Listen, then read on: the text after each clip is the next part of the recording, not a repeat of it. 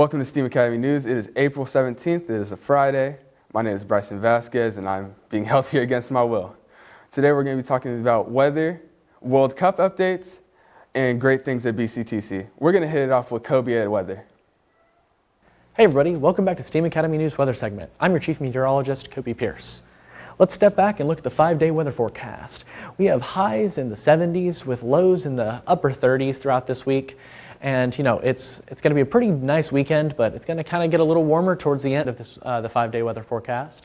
You know, highs in the upper mid 70s with lows kind of down to 45-ish.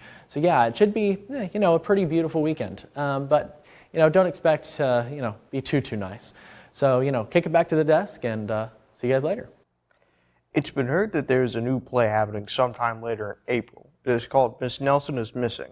We have found footage of an actress and the director. Their opinions of arts as a whole, here they are now. I think art in general matters because actually I think all human expression boils down to art in some way. I would say that the arts matter at STEAM and in life because the whole world is dead set on putting everybody into little boxes that that you have to fit into neatly. I think art is an essential part of life because it allows for emotions and creativity to be expressed in a healthy manner. The arts allows you to kind of think outside that box, and it allows you to have academic rigor, but while also having creativity. And it opens up a whole new world and beautiful things to look forward to and beautiful things to see and experience in your life, despite having to be put into those boxes. That's all from the footage. We hope that you think about coming to see the play Miss Nelson is Missing, happening in late May. Watch for tickets, only $7. Welcome to Plugged In, the STEAM Academy News Tech segment. I'm your host, Koby Pierce. The MacBook Neo was announced March 4th for educational use at a price of $499. Apple specifically designed the MacBook Neo for educational use and fleet use. It raised the eyebrows of many districts who are stuck on older Chromebooks. Speaking of Chromebooks, you may wonder why FCPS chooses Chromebooks over other options. In FCPS's technology plan, the district outlines their choices of 4-year replacement cycles for Chromebooks. In our interview with FCPS's Director of Technology, Amy Johns commented, "We have found that a 4-year replacement cycle is the most effective when it comes to the physical lifespan of the device to ensure students have a functional device.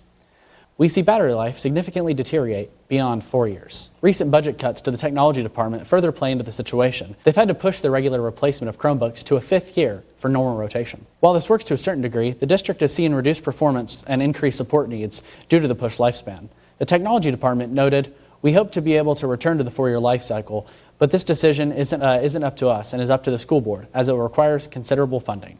On that note, the technology department is always monitoring the market for new educational tools, such as the MacBook Neo.